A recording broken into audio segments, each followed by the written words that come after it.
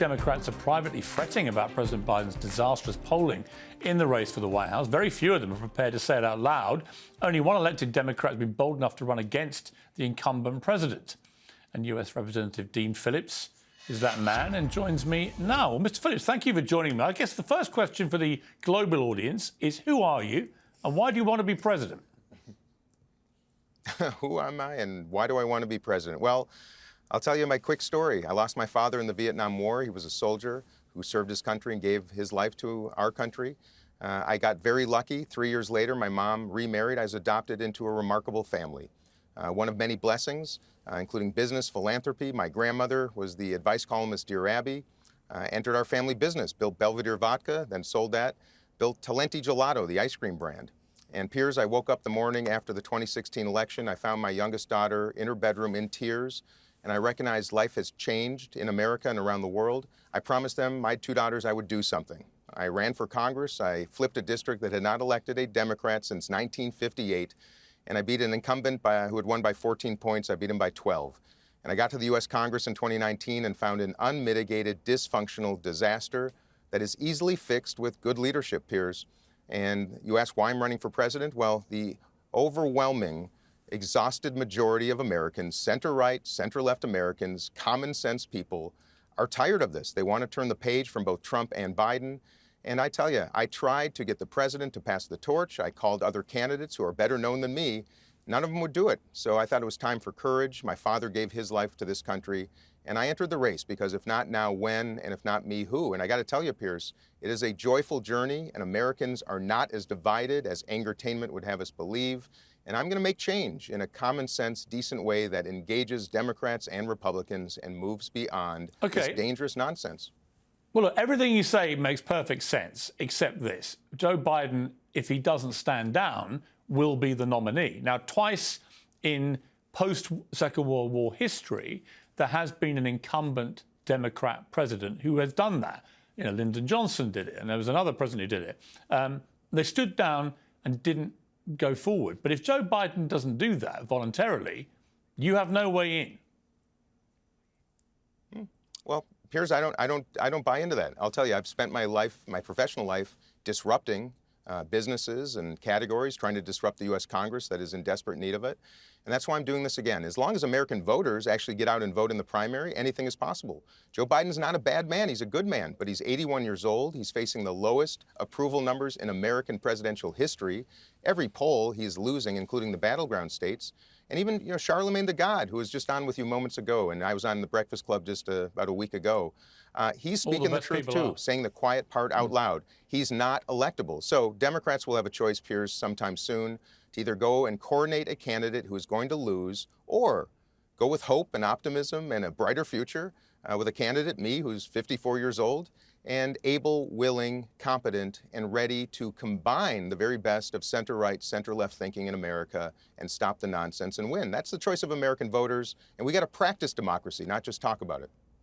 All right, look, you haven't got much time. Give me 3 things you would do if you were president tomorrow. Top priorities.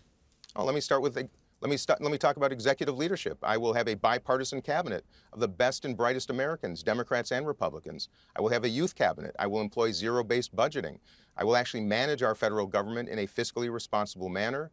I will address the southern border, which is an unmitigated mess and disaster, inhumane, horrible for our economy and our international reputation, and we must reform our asylum policies. And then I will do what is most important for Americans right now.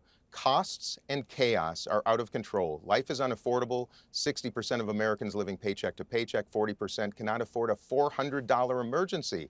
We've got to attack affordability, and we've got to end the chaos, not just in the United States, but all around the world. End the wars, invest in peace, and bring this country together and do our best to bring this world together before it's too late, Piers. And that's going to take all of us. And by the way, as some have noted, Jamie Dimon, about Biden condemning all Trump supporters, I welcome and invite Trump supporters. I love everybody. As long as you are people of principle and decency and want to work together, Piers, we got to change this nonsense. The two parties are the problem. And I'm running for change, and I don't mind that disruption because I think most people want it. Well, it's good of you to join me, Mr. Phillips. I would personally say you probably have 2 hopes of succeeding, no hope and Bob hope, but I do admire the aspiration. And I actually like the cut of your jib as well. So you never know in politics, right? Hey, you never know. You got to give it a shot. And by the way, mark my words, watch here in New Hampshire on January 23rd, just 4 days from now. You might be surprised. I look forward to it. I would love to be surprised. Dean Phillips, thank you very much indeed for joining me. Charlemagne, you got... What an optimist you are, P. You know what I am? I'm an optimist tinged with being a realist, right? You've got to be real about this. I don't think Joe Biden has shown any indication of wanting to stand down at all. Unless he voluntarily does that, is persuaded to, he is going to be the nominee, right? And for someone like you, you've become, with your show, various shows, but The Breakfast Club in particular has this extraordinary number of young black people who tune in religiously to listen to it, to watch it, and to think, what do they want? What do they want from their president? I mean, they've got two elderly white guys right, running for president. This is not an Obama 2008-9 scenario. What do they want to happen here? Well, when you talk about it in those terms, number one, they want both of them to step out the way. They want the GOP to move away from Trump. They want, Democrats to move away from Biden. But I don't care who you talk to. Most folks you speak to want upward mobility. Like, it's all about money. Like, that's the conversation that they should be having. When they're having conversations about, creating jobs, when they're having conversations about the economy being better, that's great. But is it trickling down to the least of us? Is it trickling down to the hood? Is it trickling down to the rural areas like where I'm from in Moncks Corner, South Carolina? If those people aren't feeling the relief, then they feel like, what you're doing isn't necessarily. And what did you feel about Jamie Dimon, who says that, if you just ridicule and mock the MAGA crowd, the really hardcore Trump supporters, it's wrong, that you should respect all Americans, right? They're entitled to their opinion, entitled to vote for who they want to vote for. I thought he had a point. He also had a point that if you just over-demonize Trump, I think I said on your show, I met Chris Rock after the 2016 election the next day, and he said, if someone's murdered 8 people, don't go around saying he's murdered 9 about Trump. In other words, if you just exaggerate how bad he is, people are going to find out. But see, that was 2016. I think in 2024, we kind of see what a Trump presidency is like and how bad it could potentially be. And what are you most worried about with him? I'm worried about, the threat to democracy seriously, because when you hear a guy say, hey, we should get rid of the Constitution in order to overturn the results of election, like when you hear a guy say, you hear his lawyers in court say, well, he never agreed to support the Constitution. It's like, whoa, I don't care if you're Democrat, Republican, black, white, gay, straight. If you're an American citizen, you cannot have a leader of the free world who does not respect the Constitution. Dave, you can't have someone who doesn't respect the Constitution. No, you can't. Well, first off, the beauty of America and our system and the Constitution and the rest of our founding documents is that they work, and we've separated powers enough so that guys like Donald Trump potentially, if he wanted to be dictator, it's not that you just flip a switch and suddenly you're dictator. So why are they not using the 14th Amendment then? Well, hold on a second. I would also say that if you look at the actual reality of Trump's presidency pre-COVID, the economy was booming. Yeah. We had the Abraham Accords, lowest all-time black unemployment, lowest all-time Latino unemployment. And you may remember at the State of the Union when he mentioned that, and AOC and the rest of the Congressional Black Caucus sat there like this. I thought they would have been for low black unemployment. So Trump has done a lot of things right. And I'm saying this as somebody that wasn't even supporting him 3 days ago. I mean, I'm a DeSantis guy. I moved to Florida because Jamie Dimon, to be fair, to be clear, he's not a big Trump supporter. But he's reality. He's locked horns with Trump a few times. He's donated to the Democrats, right? It's not, and Trump has rubbished him in public about doing business in China. So it's not like he's a diehard Trumper himself. He just made the point, which I think is right, which is if you just abuse everyone that votes for him, you are basically committing an act of self-harm. What I would recommend anyone do as this election keeps going is as the rallies start again, and I did not vote for Trump in 2016. I did vote for him the first time, but the second time. And one of the reasons that I ended up doing it was one day in LA, I happened to drive by a rally, and I was like, you know what, let me just go in there and see what's going on. And there were black people, and there were Latinos and gays for Trump, and it was a joy fest. It was a party. American flags everywhere. It wasn't some coalesced idea of let's take out democracy or take out the Marxists or anything else. It was basically kind of like an FU to the system and then just this mix of politics. I mean, that's the interesting Jessica, thing were you about at this party he's talking about? I wasn't invited. There were gays, blacks, Latinos, but no liberals. What did you think? What did you think of Jamie? There were an awful lot of liberals. Yeah, there were 4 actually. Bernie Sanders voters who probably didn't turn up. What did you think of Jamie Dimon's comments? Because they were interesting. I think Jamie Dimon runs a huge international business, and you can see a line in the sand with how people who don't want to lose customers talk about all of this, and they have to do it that way. And that's correct.